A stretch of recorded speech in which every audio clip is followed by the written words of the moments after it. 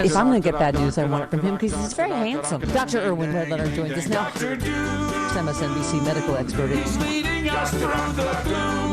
Dr. Irwin Redlenner. Here he became Dr. Doom. Dr. Irwin Redlenner is the founding director of the National Center for Disaster Preparedness and senior research scholar. Dr. Doom. Almost impossible to fit your title in a jingle, but hello, good morning, sir. They did it. Well, good morning, guys. How are you? And hello, Steph. I loved your tweet. You said heading back to Ukraine shortly to deliver 6 refurbished school buses from Poland to Chernihiv. I don't know if I'm saying that right. Russians stole Russians stole or destroyed majority of working vehicles there, including school buses. More than 10,000 kids unable to get to school. Sad consequence of this brutal war. First of all, God bless you for not waiting.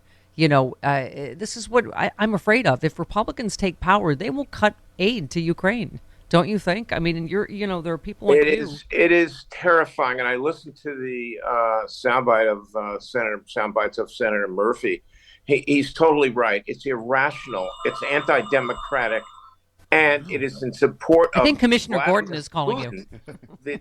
These guys are taken. For the Republican Party, the Trumpites in it, to take Putin's side against democracy, outrageous, unbelievable. But meantime, a lot of people are suffering, Stephanie, as you know, and we're in there helping. I'll be back for this delivery of the school buses on the 27th of March. But look, there's much more to be done.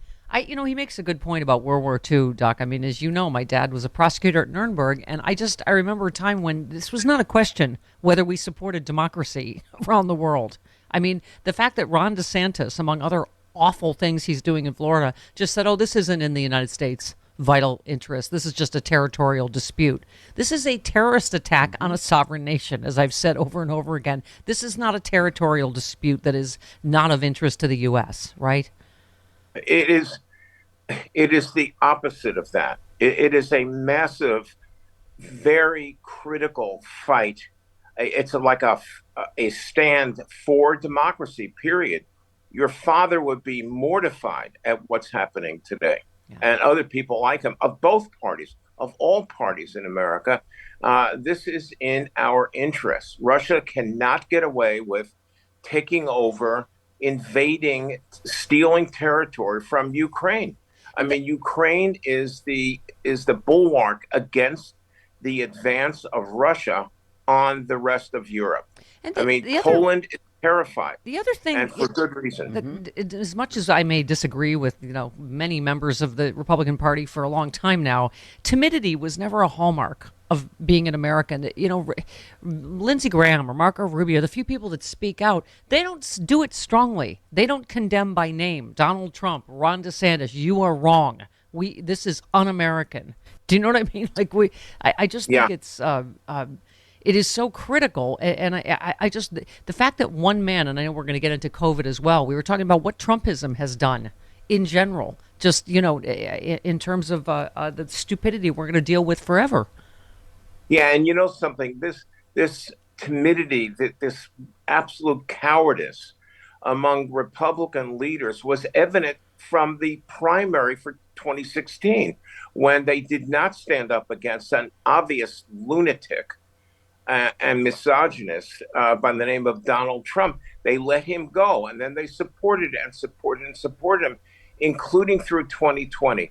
For that, I don't see how they're ever going to be forgiven. I don't care really what they say right now, but that whole wing of the party that knew better, it's sort of like Fox, knew better. They knew that they were lying about the quote-unquote stolen election, yet they allowed it on air anyway. Same thing. Lied about COVID. How many people died that listened to Fox about COVID?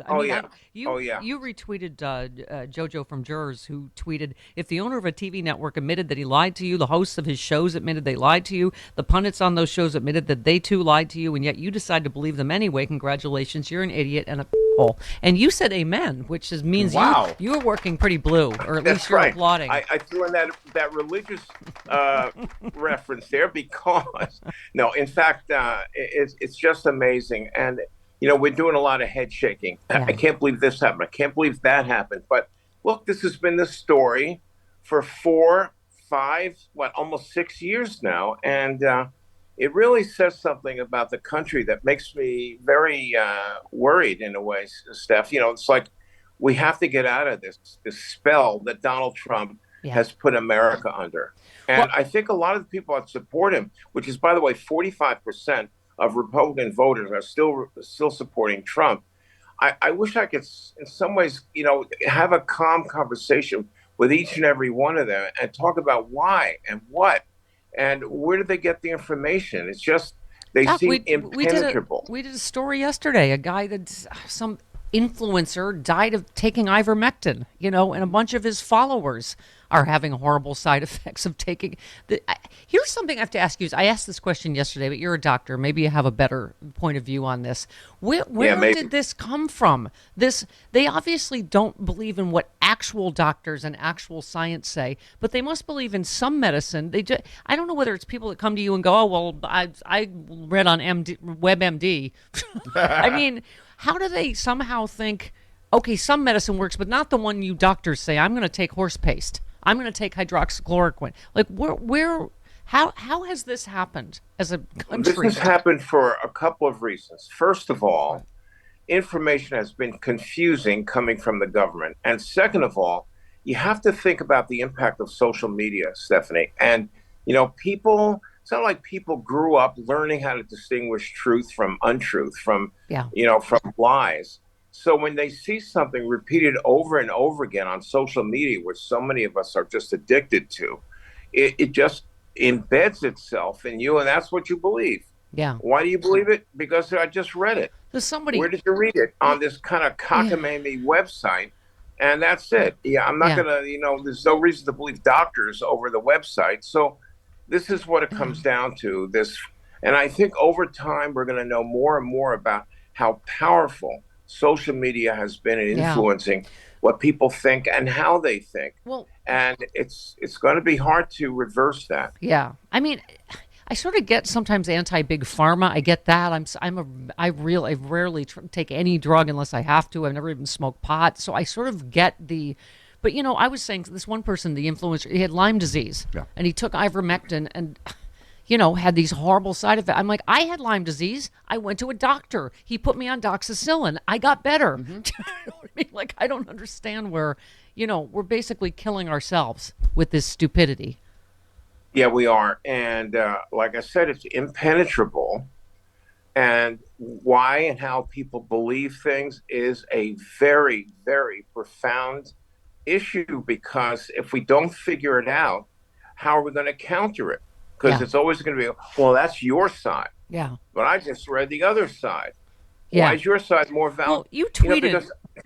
This is a question of truth or BS, basically. That's right. You said don't buy the right's BS about Fauci. Focus on the pathetic fact that the U.S. is not prepared for another pandemic, SARS-type, bird flu, or other. Mm-hmm. Everybody suffers if, really, when we get hit again, and health departments, hospitals, vaccines, PPE, etc., not prepared. I mean... That's what's really frightening, that we're not even out of this. I think, was it yesterday, Doc, was COVID Long Awareness Day? Because I saw a lot of different people posting. I think there was a famous actress who was in her workout stuff. She said, "This is me 3 years ago. I haven't been able to exercise since then." This doctor we follow said today's Long COVID Awareness Day. For me, it's been 3 years, headaches, brain fog, fatigue so intense I could barely stand. 3 years of feeling that I could no longer trust my own body.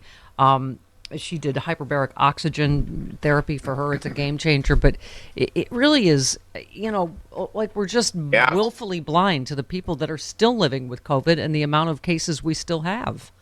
And by the way, it's also extraordinary how much we did not know about COVID and still don't know. Yeah. I mean, whoever would have, I don't care who you are, what degrees you have, nobody anticipated long COVID. As we are now experiencing it throughout the world, by the way. Yeah. Unbelievably weird, persistent symptoms with no end in sight. And I think this is something that we didn't know. Yeah. And I don't know what we would have done differently, but I'll tell you, we would have been a hell of a lot more aggressive about managing it and preventing it if we knew that all of society was going to suffer from these crazy symptoms in the aftermath of the acute disease. And it's rough for people. I'm saying to people, you hang in there. I have those symptoms myself, by the way, Yeah. some of them. I'm saying hang in there. And I think the hope is that we'll just get better over time, and we'll learn more about how to accelerate that improvement. But it was an unexpected consequence. Yeah. And more importantly, was this issue that you just mentioned, that we're not prepared for the next pandemic, which is almost inevitable now. Doc, let me just say, even you with brain fog is still 25 times smarter than the rest of us without it. That's true. Yeah, But yeah, sure. Yeah. I don't think so, but I appreciate the gesture. Thank you, Stephanie. Yes. Doc, last question before we go, because you're saying we've learned a lot of new things about COVID. I mean, I was depressed to travel and see how few people were wearing masks when, we know they work and it's still out there. We're all about 6 months out from our from our bivalent. What is the thinking? Because I have a feeling a lot of people just don't know. I mean, there's a ridiculously low amount of us that are fully vaccinated, right? We all have 5 shots, right? We have, yeah. But our last one, the bivalent, was 6 months ago. What do we do? Well, this is where we enter a very, very murky territory, Stephanie. And the reality is, not only do you not know, but doctors don't know either, really. The truth be told, we're not sure. But here's the general rule of thumb. If it's been 3 months since your last shot or your last episode of having COVID, and you are at high risk, meaning you're over 50, you have immunocompromised situation or some chronic illness, get a booster.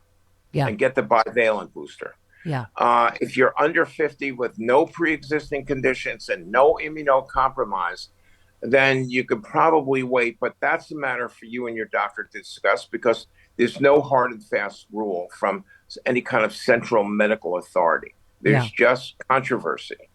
And, sometimes grown-ups have to live with uncertainty.